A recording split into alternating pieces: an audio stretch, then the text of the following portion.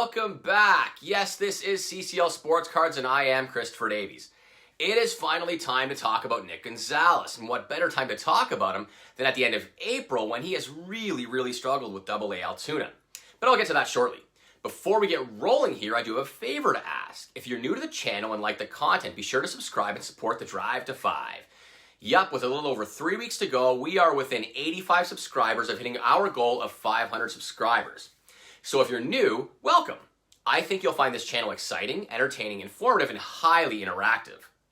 But back to the reason you're all here, and that is talking about Nicky G. He is my #1 prospect, although he and Hassel are fairly equal in terms of my invested dollars. Hassel is just killing it these days, and Gonzales is not. But that just may be an opportunity. Gonzales is really peculiar and was way too cheap going into the season and seemed to get cheaper each week, which didn't make much sense since he was recently nominated the #1 prospect for the Buccos on MLB.com, even besting superstar in the making O'Neal Cruz by 2 spots.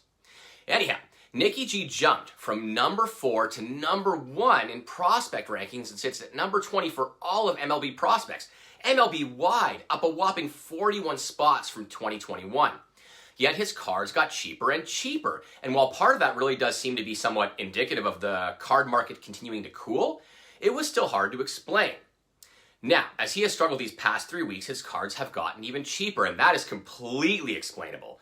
An example of how cheap he has gotten is a purple auto in PSA 10 that just sold on April 26th for $535, which is one heck of a bargain.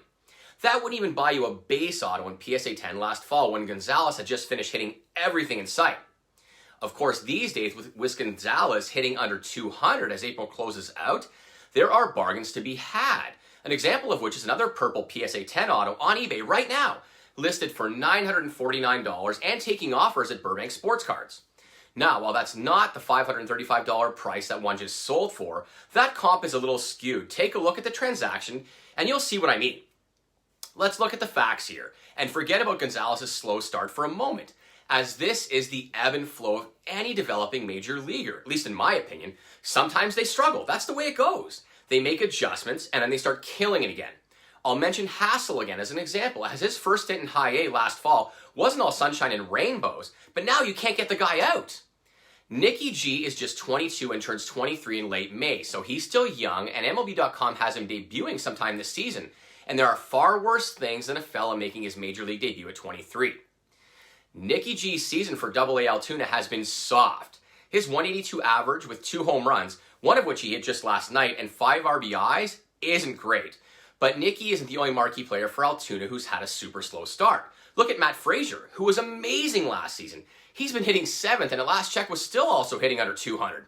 A side note here, he's got autos in 22 Bowman that I can't wait to load up on. I love Frazier. But anyhow, let's take a deeper look at Gonzales' numbers, because I will admit that he's looked bad. He's even looked overmatched at times. His average and low production don't tell the whole story, though. Take a look at his OPS. It's 670. So you know that something is up when his average is just 176. And you know what that is? He's being walked a lot. Pitchers are pitching around him. I see it every game.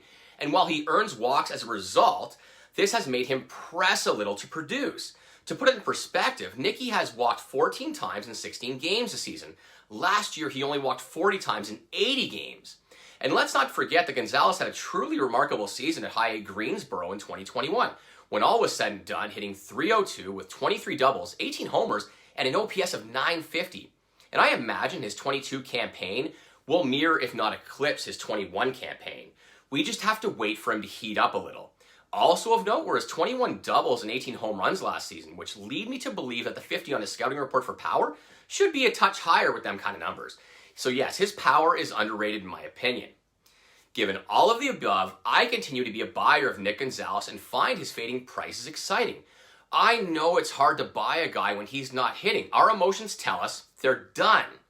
As humans, we gravitate to an investment when prices are going up because we fear we will miss out, and as it relates to sports cards, we feel the hitter will just hit forever. However, you should be cautious as prices rise, and provided you have conviction, buy when prices of prospects that are still young and have shown they can produce have a slump and take advantage of the price decline. I am more than happy to take advantage myself of the lower prices for Gonzales' cards these days. All told, prior to this episode, I've got $17,000 invested in Nicky G, including a True Gold I showcased in my PSA Banger reveal, a Pop 1 True Blue dual PSA 10, refractor autos and PSA 10, image variations. It's also notable that the amount I just mentioned excludes over 100 first chromes and refractor non-autos. I'm hoarding. It's really an extensive investment in Gonzales, and I spent lots chasing the Bucks in 20 draft. I'll probably buy even more of his marquee cards as prices become more depressed. I cannot wait to see how 2022 unfolds for Nicky G and all the athletes I've talked about in this mini-series, and I expect their prices to rise as the weather warms up and the ball starts flying out of the park and the appetite to buy returns. Guys, thank you so much for your time as always. I really appreciate your time and hope you find value in what I share each and every episode. Keep in mind that anything I say on this channel is strictly my opinion and should be taken as such. You all have an awesome week.